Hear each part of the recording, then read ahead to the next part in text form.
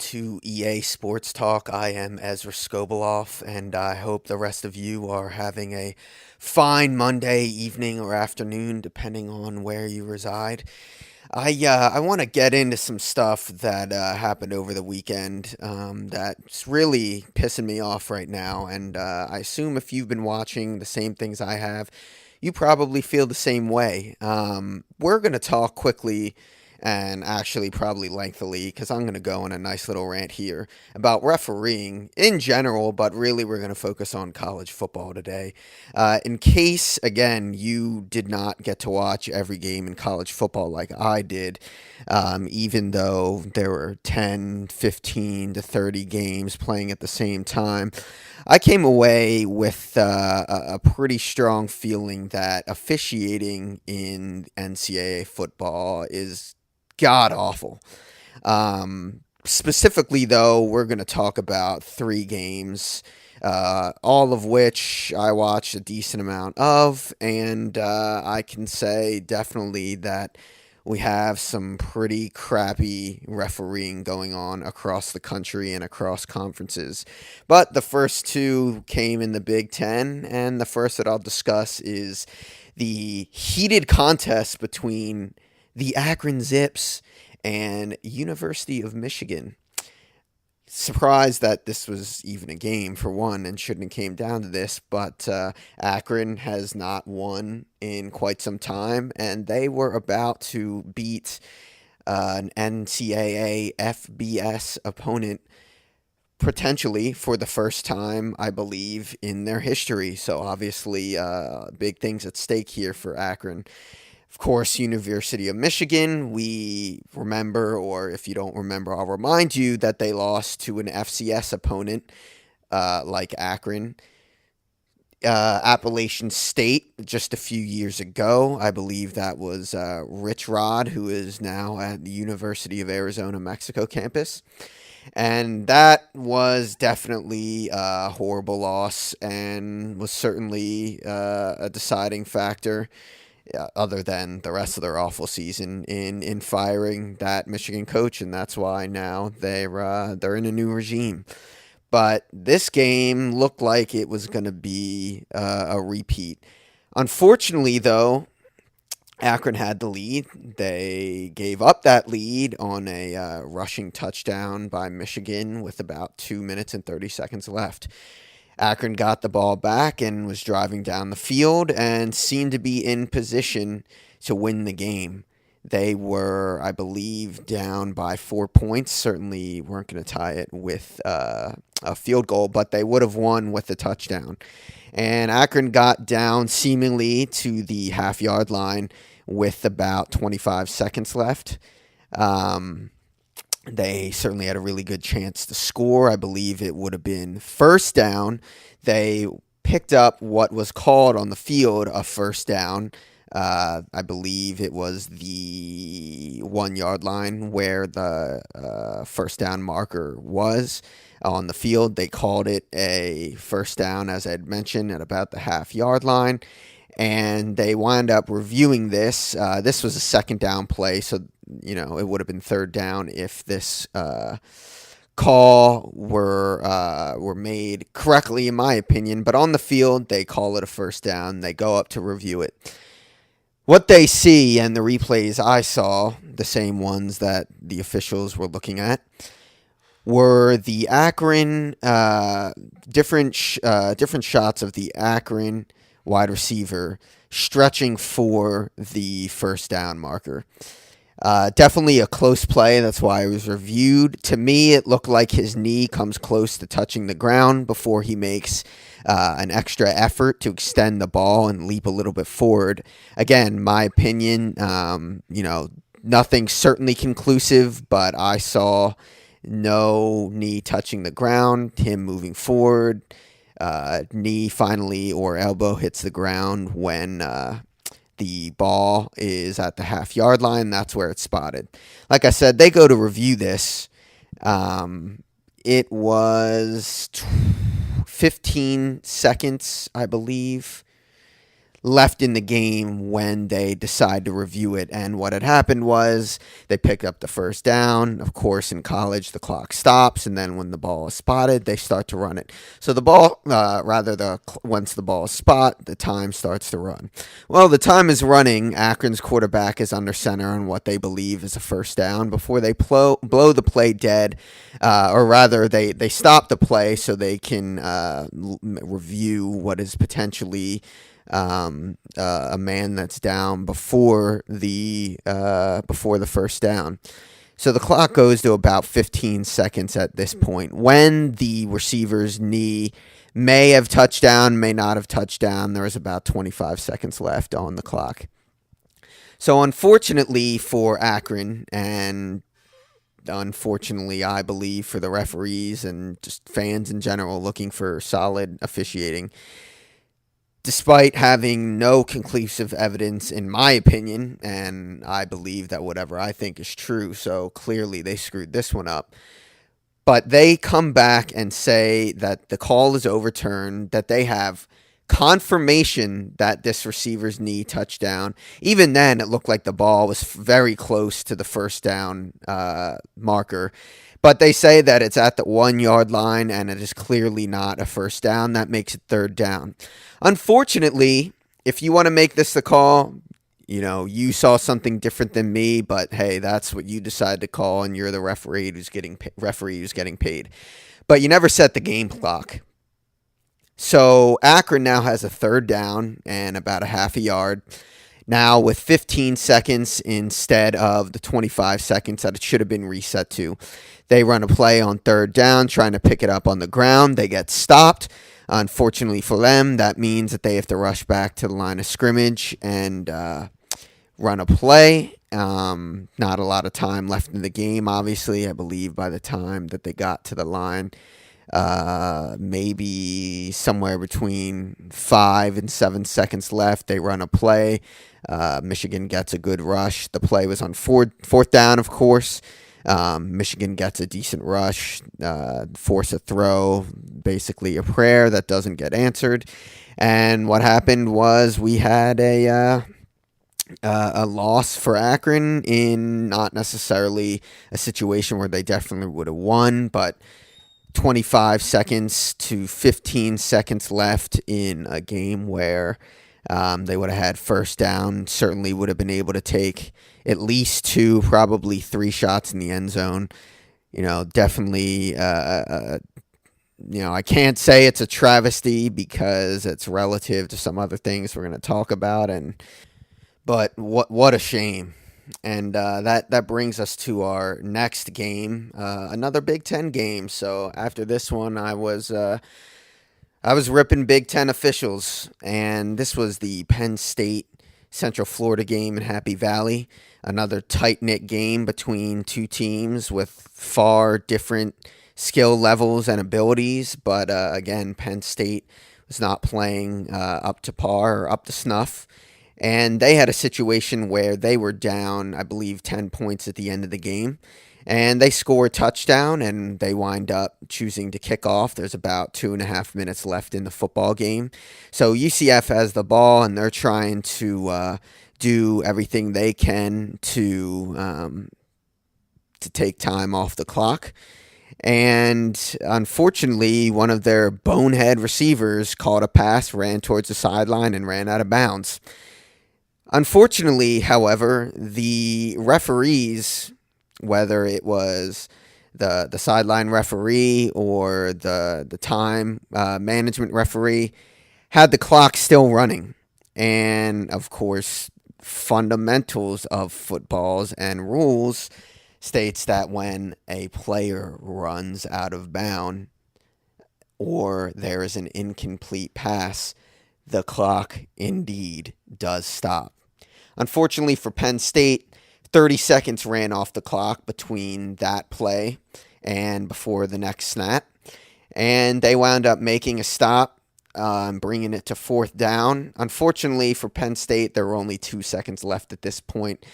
and Central Florida was able to snap the ball, wait around, take a knee, throw it away. It doesn't really matter. The game was over.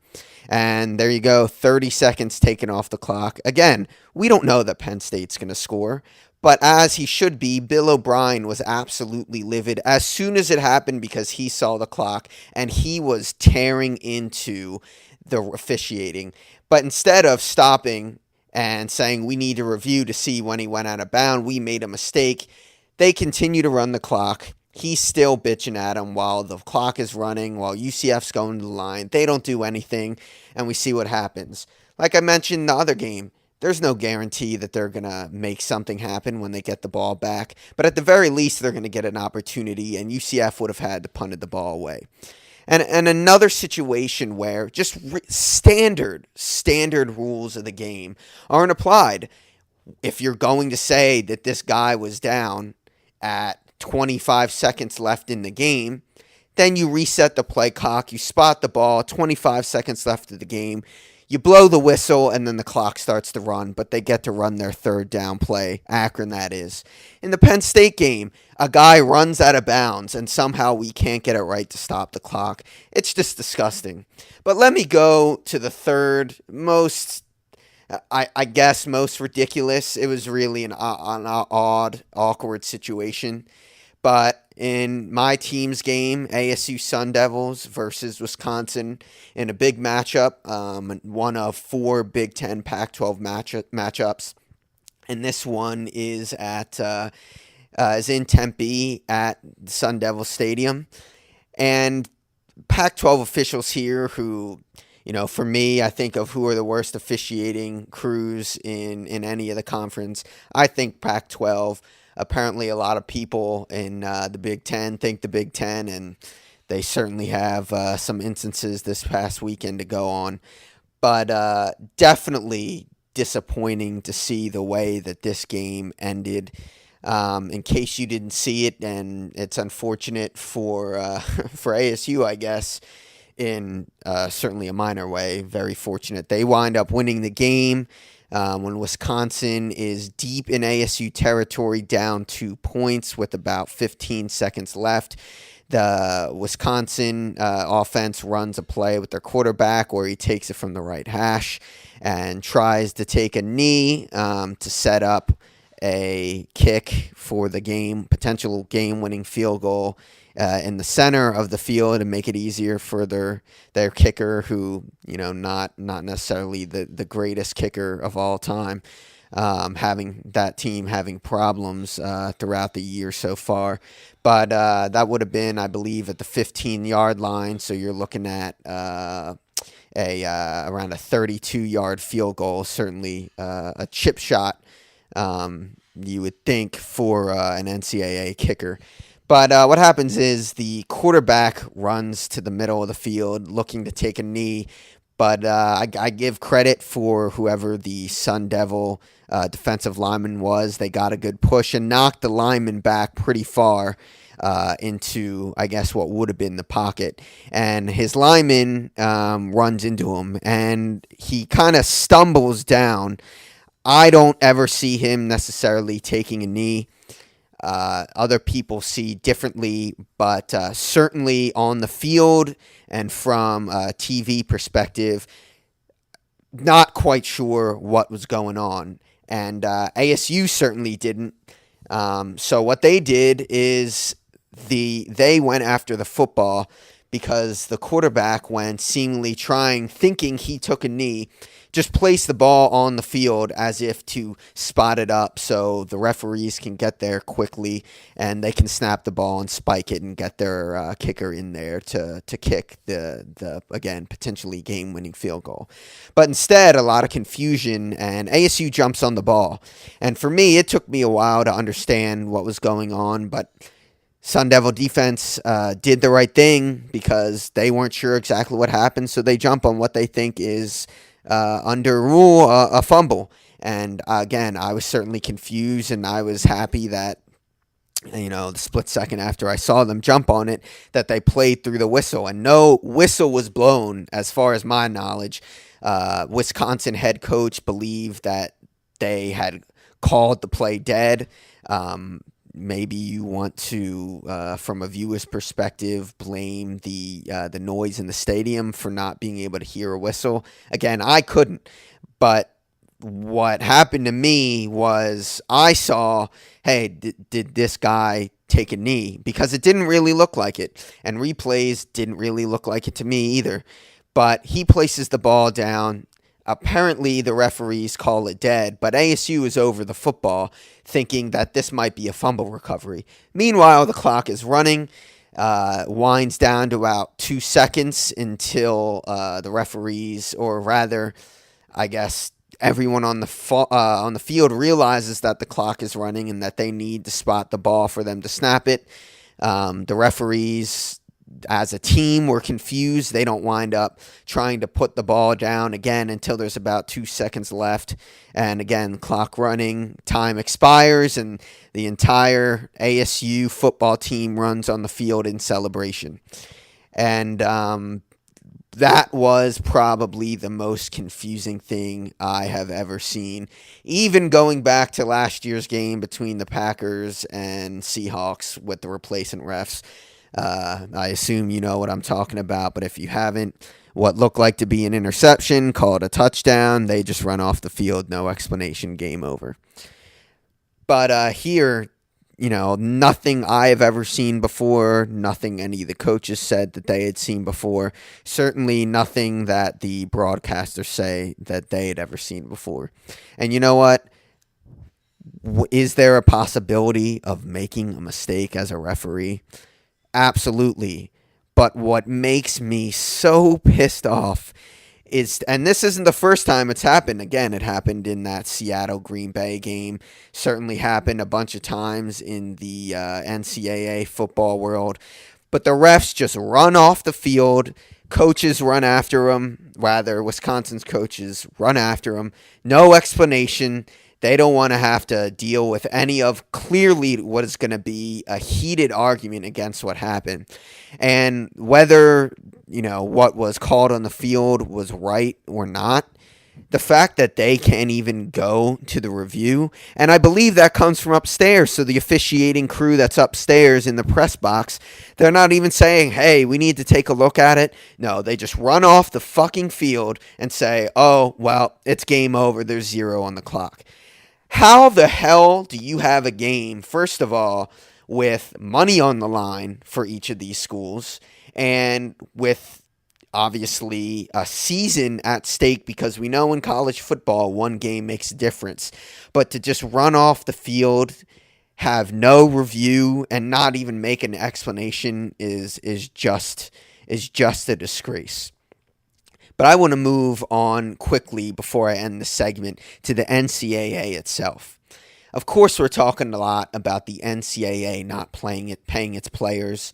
No more jersey sales revenue, so they're certainly hurting right now.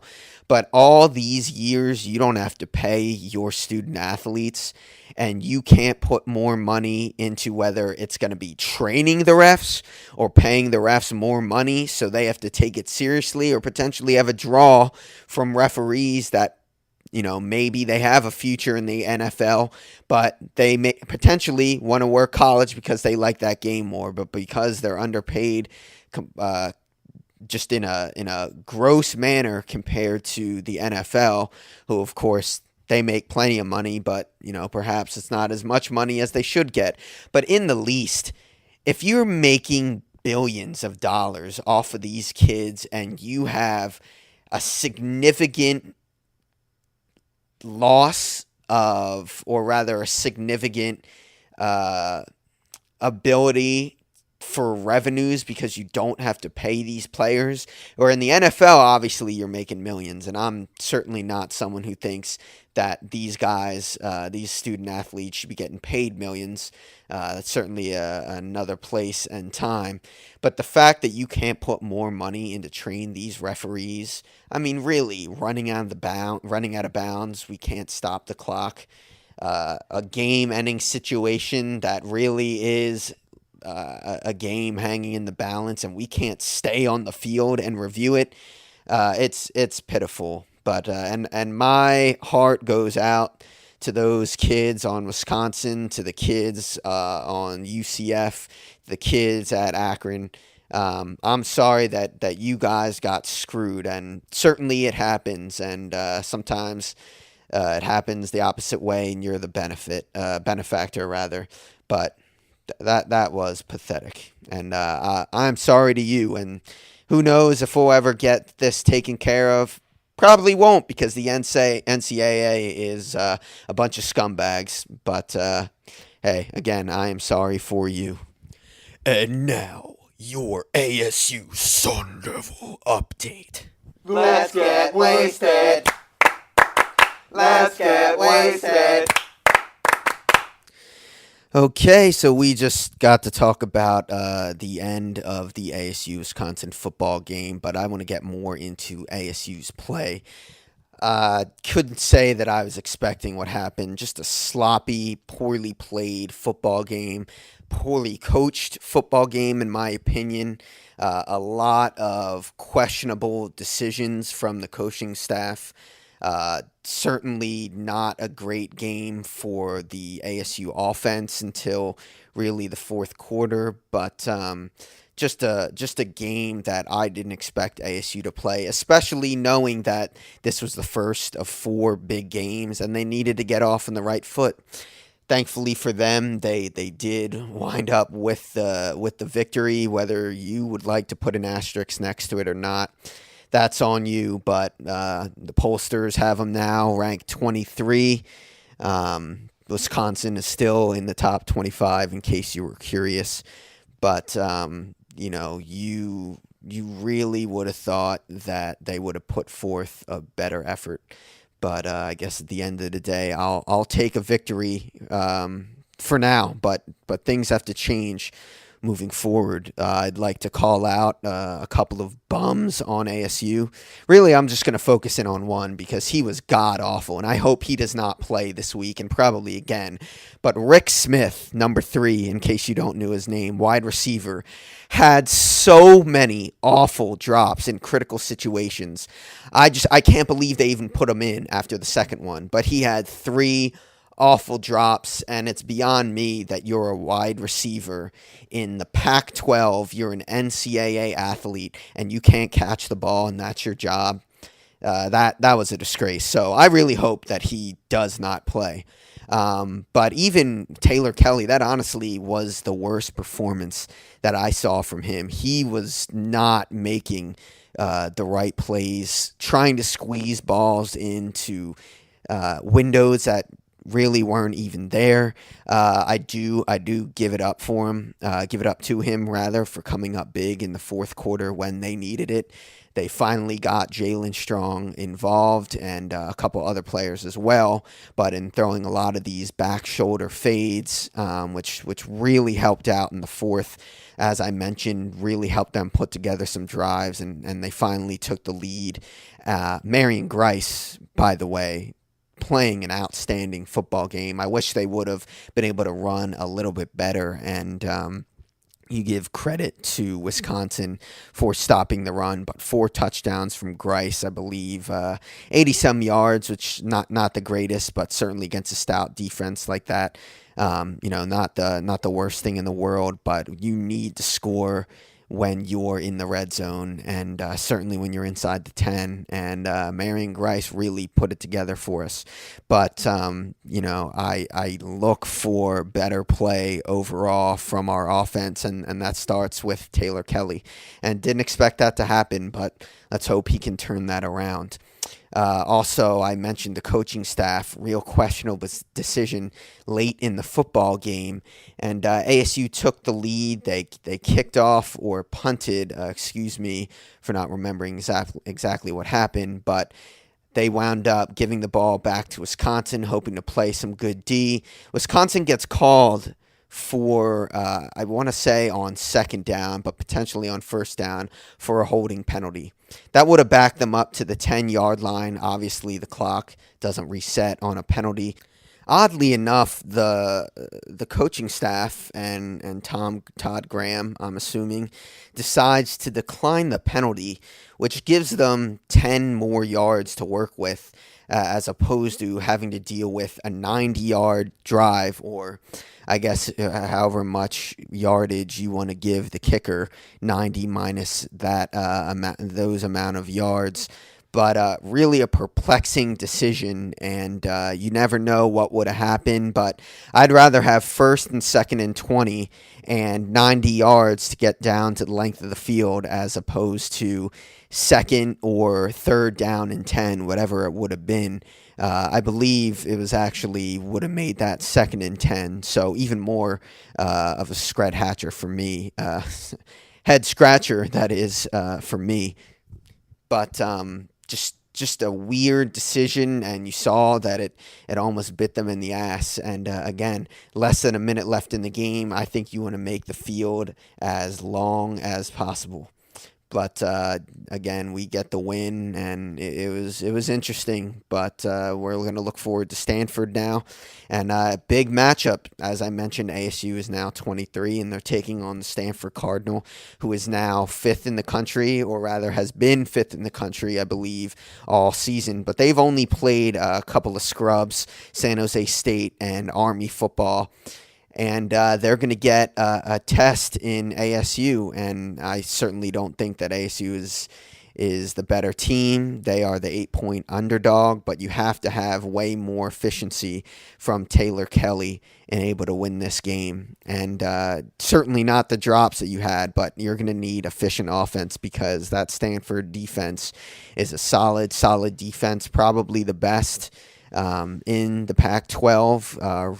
I would think ASU is their runner-up in that category, but they're also going to have to put pressure on Kevin Hogan, the starting quarterback for Stanford, and he's only started 7 total games in his career, including the 2 this year, which again I mentioned were not stout competition or defenses, and they won those fairly handily, not putting up certainly a bunch of points, but their game is more pro style, so to speak, in that they're going to ground and pound and work their tight ends, and they're not doing the fast-paced thing that you see a lot of teams doing, like Oregon and ASU. So look for them to get pressure and have efficiency in their offensive game in order to win that. But honestly, I think there's always a chance, but I don't see that happening. It's time for Birds of War. Ah, ah. So on Sunday, we get a fairly poor performance from your Philadelphia Eagles. Just a pretty disappointing effort and display of football.